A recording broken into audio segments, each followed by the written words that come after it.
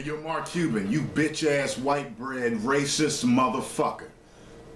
I'm just kidding, y'all. I ain't even seen this video yet. Y'all was like, oh shit, Magnus is about it today. Oh shit.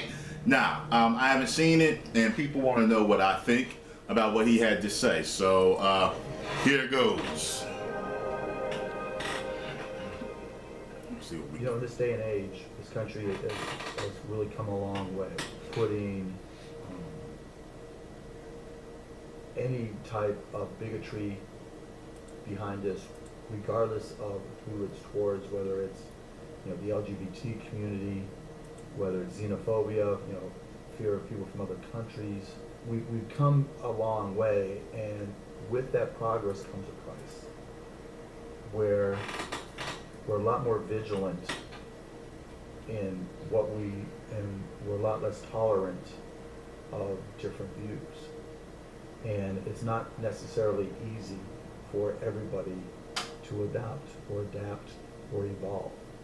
I mean, we're all prejudiced in one way or the other. If I see a black kid in a hoodie and it's late at night, I'm walking to the other side of the street.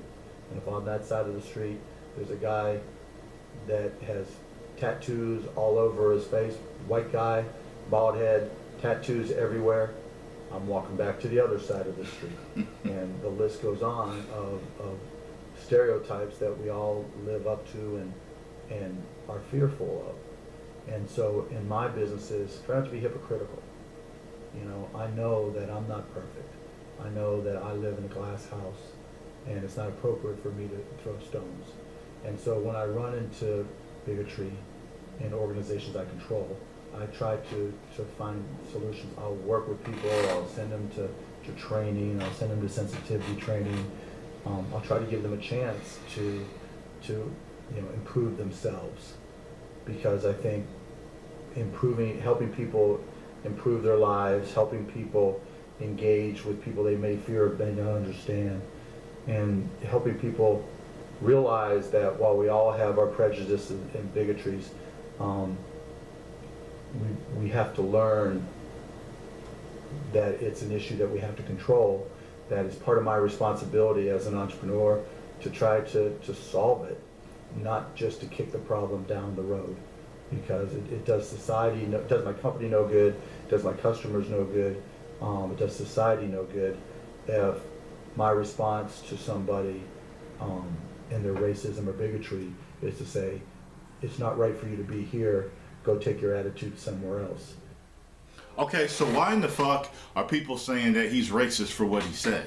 He gave two stereotypes that we've grown to fear, okay, and it's been put into our minds in the media and what have you, that these two specific stereotypes, one black, one white, are both to be feared.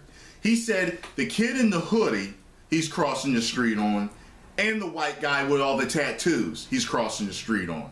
So he's afraid of both races, and he's one of them, okay? He's white. So I don't understand why people are saying that he's racist for what he said. And you know what? I don't know what goes on in sensitivity training, but I assume that if sensitivity training is done properly, it would probably help break down some barriers, because people fear what they're ignorant of. I have heard people say straight to my face some of the things that are just the most, just so ignorant. And they literally said it. They meant it. They believed it. Okay, let me tell you something that I said out of ignorance around 8 years ago.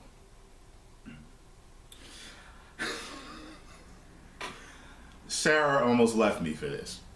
She said we were having a discussion about men and women and equality, and I said, well, it's funny because it's just gonna be funny hearing me say this. I was like, well, women aren't equal to men. We're bigger, we're stronger, we're faster, we're more intelligent. you just can't do things that we can do. Look at all the inventors, look at all the scientists, look at all the great writers and the philosophers. I said something to that extent. She went monkey shit on me. She was stomping and clomping around my condo, cussing me out, crying, screaming, threatening. She left. I can't believe you. I can't believe you would have a view. I'm like, well, show me different. I don't, and I see now at this time, I was a different person. We had just met then. Okay. So I'm not the person that I am today with this vast open mind. And, but if you think about it, I had only seen what was given to me on television and in high school and wherever. Men are always the greats. And then she proceeded to leave, and I didn't think I was going to hear from her again. And she wrote me this email that was compiled of all these different notes and historical facts about all the great women and what they had achieved, and how women had to write books in men's names, and all these other things about how women were kept silent and weren't allowed to be intelligent and to be outspoken and all these other things. You see what I'm saying?